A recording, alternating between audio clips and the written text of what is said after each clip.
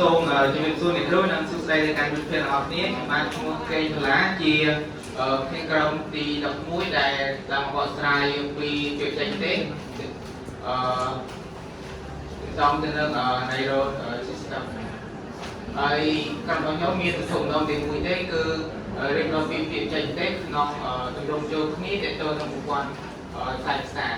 ហើយ slide គាត់សូមផ្ទេរឲ្យគុំក្រុមរបស់ខ្ញុំដើម្បីធ្វើការបកស្រាយបន្ត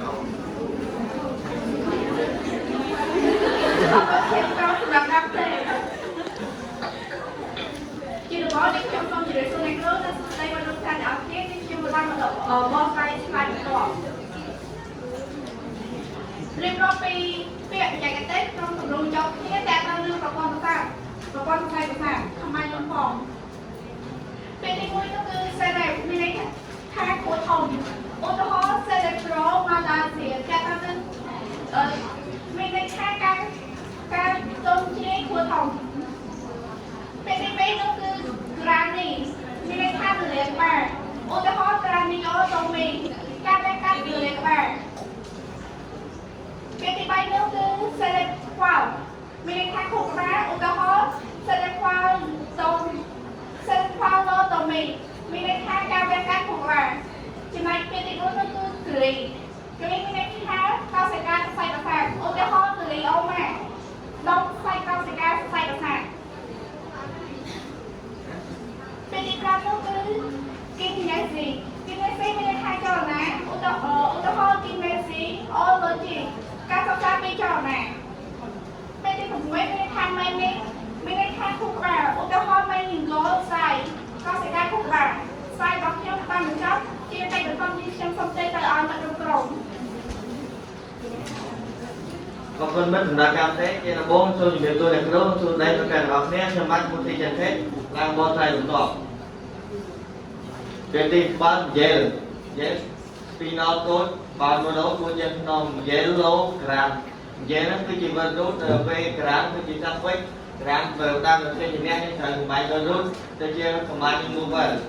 yellogram មានថាលទ្ធផលគួរជាក្នុងពេលទី8 ណាក់តពនៅពីស្ពឹកណាក់ទៅតិចណាក់ហ្នឹងគឺជា word root ហើយតិចនេះគឺជាសាប់វិញទៅពេលសាប់វិញផ្ដើមដល់ជួយជំនះយើងត្រូវបាយ word root ទៅជាសម្បាញ់ mover ណាក់កូនតិចណាក់ទៅស្ពឹកគឺជាតាមស្ពឹកនេះ9នៅnet nervous system ប្រសាទនៅរាងវាការជួយចាំនៅប្រសាទនៅហ្នឹងគឺជាសព្វិចអ៊ីនគឺជាវត្តដូចហើយអាហ្គេហ្នឹងគឺជាសព្វិចយើងតាមលក្ខណៈយើងមិនចាំបាច់ប្រើបំលែងវត្តដូចទៅជាប្រមាណយើងបូវទេវិធី10thalamus cambia thalamus ectomy thalamus ហ្នឹងគឺជាវត្តដូចដែល ectomy ហ្នឹងគឺជាសព្វិចដល់សព្វិចយើងតាមលក្ខណៈយើងមិនចាំបាច់បំលែងពីវត្តដូចទៅជាប្រមាណយើងបូវទេthalamus ectomy ការកាត់ទៅពេញ thalamus ចេញវាចំក្រោយធន tension reserve សង្កេតនៅពេលដែលយើងបំលែងពីពេលចេញទៅ tonometer ធនហ្នឹងគឺជា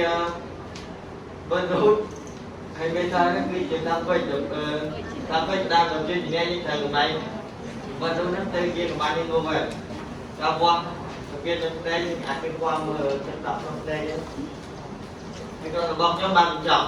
សូមអរគុណអ្នកគ្រូនិងមិត្តភក្តិមានស្ដាប់video ចិត្តទុកដាក់